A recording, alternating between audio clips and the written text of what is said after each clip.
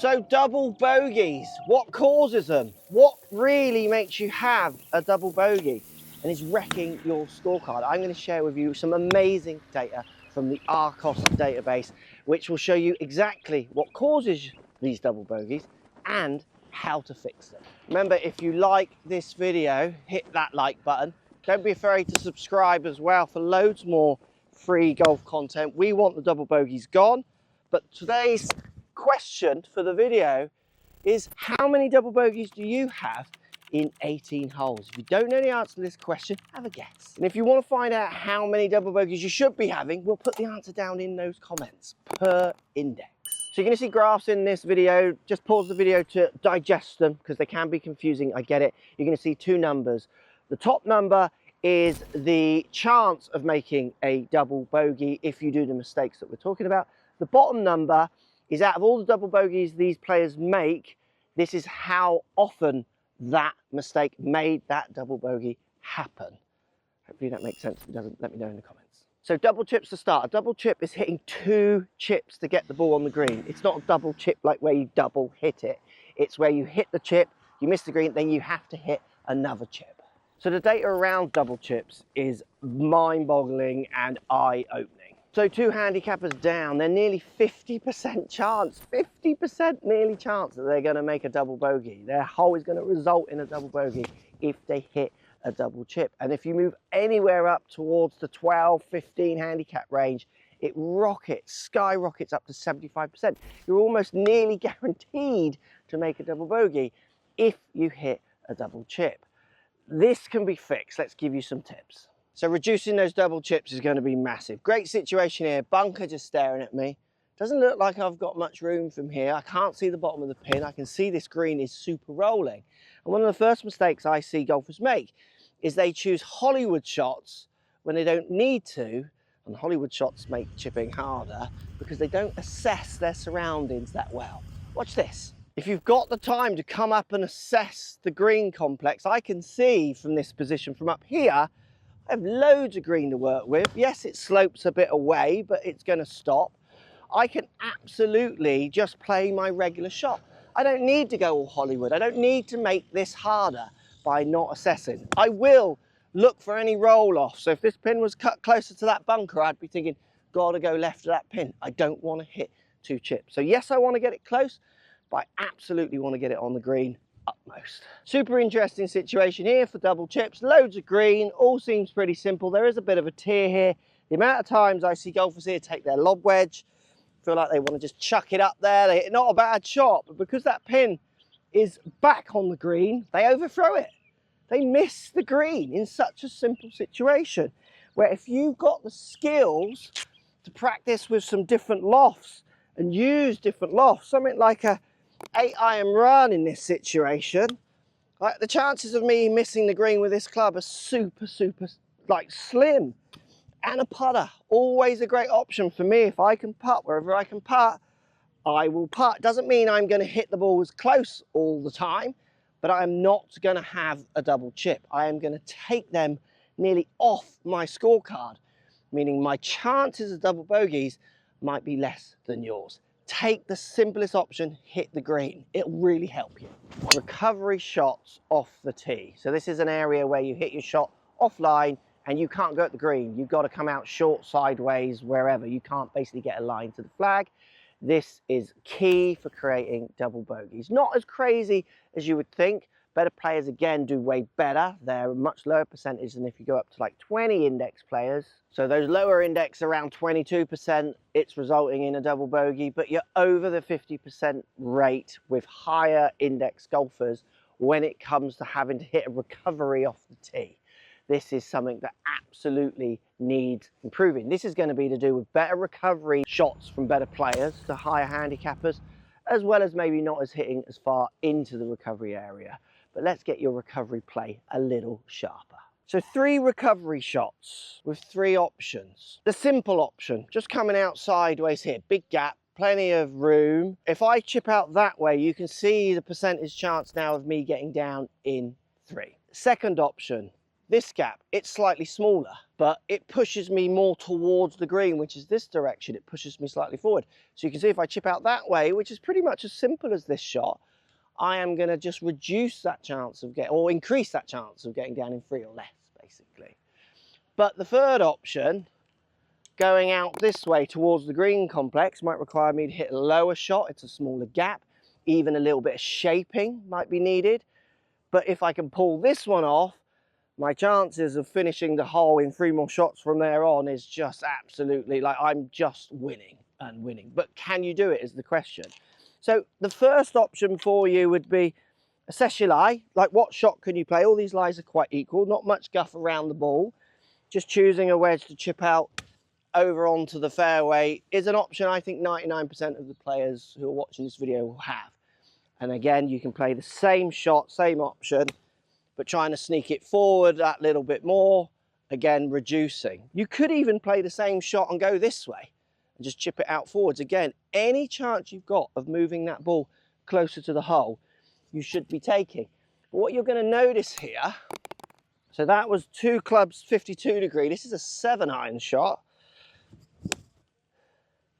Oh yeah, pushing that up, way up. That's literally on the left side of the green. Oh yeah, take that all day long. Are you able to play chip and runs, full ones, with different lofted clubs? If you're not, these are shots you should be practicing. And I know it's boring, and when I say this, lots of people just don't actually take it on. But getting on a range, and if I'm hitting my 7-iron flat out, full out every time, just raking 5 balls across which you actually practice chipping out 60 yards, 100 yards with a 7-iron is an absolute skill you all need to get better at. Most players, when I get in this situation on course lessons with them, they just go straight there. Always try and edge it as close to the green as possible within your skill set. And if you can develop your skill set to have a few fancy chip and runs with low lofted clubs, you'll be amazed at how often they save you. 3 putts, well, do they result in double bogeys? Yes. So for 2 to scratch handicappers, it's around 18%. There's a good chance it's going to be a double bogey. But if we move up to the 20 index golfers, so around 15 and 20 index, it's over the 50% range. So over 50% chance that a 3 putt is going to result and end in a double bogey. This is something that absolutely can be fixed. Distance control with putting, key skill, and it works at every level, even on the short putts. People don't think of this.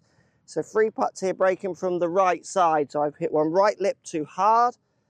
Gonna go right lip a little softer. Let's see if I can just, drop it in. See how I'm playing with distance control, even on a short putt. Not only to hole it, but to home in my precision on how hard I should be hitting. So if you've got a sloping putt at your green, left to right, right to left, hit one where you hit hard center, try and take the break out. Hit one really soft, take loads of break.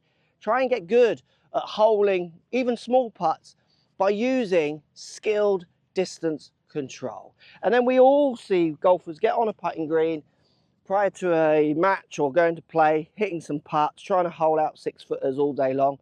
Practice some long putts, maybe do a nice ladder drill. So I'm going to put a marker ball out there, a random distance, let it roll down the slope. Now this next one, I want to try and get maybe 2 putter club head lengths ahead. Now my putter's long, so I'm going to use 1. Can I hit it a little harder than that? But I don't want to go way past that ball. I want to just, like that, sneak just past it. And then the next one, obviously working in breaks. Can I get that one to go just past that last one? Yes. That, for me, if I'm doing that on a putting green before I play, is suggesting that my distance control is quite dialed in, I'm ready to go, and I might have a good day. Golfers, you do not practice distance control enough. Do it more. The data shows this. And don't just think it's only long putts. Do it on those short ones as well. When it comes to penalty shots off the tee, as you can imagine, this is a massive reason for having double bogeys. We go from nearly 50% even to the good players down at the low indexes, up to a whopping in the high 70% when it gets up to the 20 and around that index player. Reducing penalty shots off the tee is obvious, but huge for reducing your score and keeping those awful double bogeys off the card. Reducing curvature with your driver. This is what's going to help you reduce the penalties with your driver. Most golfers I see, it's when they've got huge curvature that's out of control that hits them into those penalty areas. Best way to deal with her huge curvature without getting an individual lesson is just look after some of the basics. First off, ball position. You want to play your ball position with your driver a head's width of ball position. So you could be as far back as the head or as far forward as the head, starting from the inside of your lead foot. I see far too many golfers with the ball way forwards, which is going to encourage loads of slicing, or even extreme back or middle stances, which is kind of hooking round or straight blocks. Just making sure that ball is on the inside of your heel, and use what I call a playing field of this, the width of the head of the driver, is a great way of getting you high, low, medium, slightly shaped and controlled drives. This is a great playing field for where your ball position should be to reduce curvature. Number two issue, I see people, this is a common one. They come onto the tee, maybe a little flustered, maybe they've had a double bogey. They tee up, they're not really looking, they see wherever the tee is and they kind of just plop themselves in. One look, maybe a bit off to the right, think, oh, that's not going to work, and then they reassess. Looking where the tee is pointing. Not all tees point where you personally want them to point. They can point in all kinds of directions. This tee happens to point where I want to start my ball. There are cut lines in the grass. I'm going to use all that information to help me try and get relatively neutral with my setup. Feet, knees, shoulders, all relatively parallel to where this tee is pointing me, to help me to control path, to really reduce curvature. The amount of amateurs I see just aiming in random spots and wonder why the ball's curving loads. Your instinct is to hit target. If I go and aim over in this lake, I don't want to hit it in there. My instinct will be to swing away from it. Now we've got curvature and club path issues. Number three, how far you stand from the ball. Try and just get your hands with the driver underneath your chin. Common mistake I see from lots of golfers, big reach, where they really get the club reaching out. This is not so good for pushing in the ground and rolling over towards the ball, kind of thrusting this way, sending the club over, creating huge cut shots. Try and make sure in your setup that your hands are underneath your chin. It's going to allow you to get better club pass, better strikes, and straighter drives. Double bogeys that result in penalty shots from approach play. Now the good thing, if you look at the graph, remember the bottom number is how often these are equating to your double bogey. So out of all the double bogeys you have, this is how often this occurred. Meaning it doesn't actually happen that much. You can see that number's way smaller.